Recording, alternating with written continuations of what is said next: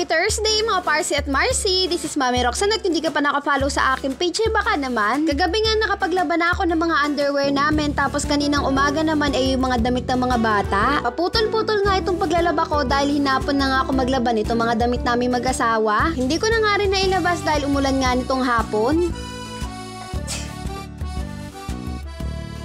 At ayan, napabahing pa nga ang Marcy Roxanne nyo. Kagigising ko nga lang ng mga oras na yan at si Gia naman ay masarap pa naman ang tulog, kaya ito nagtupi na nga muna ako. At habang nagtutupi nga ako dyan, nananaginip nga ata to si Gia.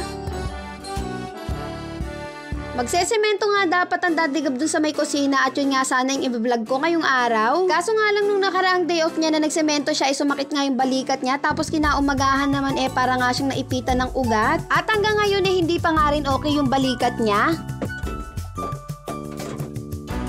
Ang dadigab na nga ang nagugas kaninang tanghali, kaya naman after ko magtupi ako na nga ang nagsalansan nito.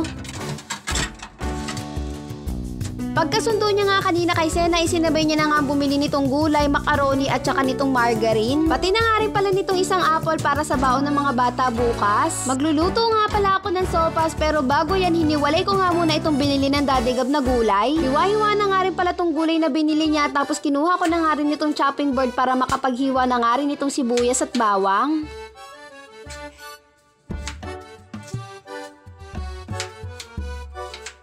Request nga to ng dadigab na magluto daw kami ng sopas ngayong gabi. 5 piraso na nga lang itong natirang hotdog dun sa ref, kaya ito na nga lang yung pagkakasyahin ko, kaya ayan, hiniwa-hiwa ko na nga lang ng maliliit.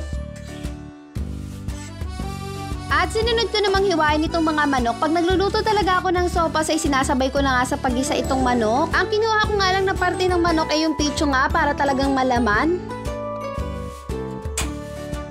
Nag-open na nga ako dyan ng gasol, tapos inopen ko na nga yung apoy, din sinunod ko na nga ilagay itong margarine. Nung matunaw na nga yung margarine ay nagsimula na nga rin ako magisa nitong sibuyas at bawang. Iba rin kasi talaga yung lasa ng sopas pagka may margarine nga kaysa pag mantika lang yung gagamitin mo. Ginisa ko na nga rin itong manok, tapos sinunod ko na nga rin itong macaroni. Sinasabay ko na nga sa pag-isa itong macaroni para nga hindi siya masyadong sumipsip ng tubig mamaya. After ko nga mag-isa yung macaroni, naglagay na nga rin ako dito ng tubig. Kalahating kilong macaroni nga pala itong niluluto ko, kaya ayan, medyo marami nga itong tubig na nilagay ko. Sa pag-isa ko nga kanina, nakalimutan ko maglagay ng pampalasa, kaya ayan, late ko na nga nailagay, tapos sinabay ko na nga yung North chicken.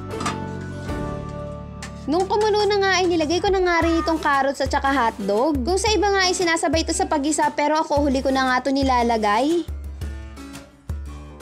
Nung medyo naluto na nga yung hotdog ay nilagay ko na nga rin itong repolyo. Nagantay lang ako ng 1 minuto, tapos pinatay ko na nga yung apoy at naglagay na ako ng gatas. Mas okay nga kung papatayin nyo muna yung apoy bago nyo nga ilagay yung gatas para nga mas creamy yung sabaw. At yun lang muna mga Parsi at Marcy. Salamat sa panonood. Till next video, kain po tayo!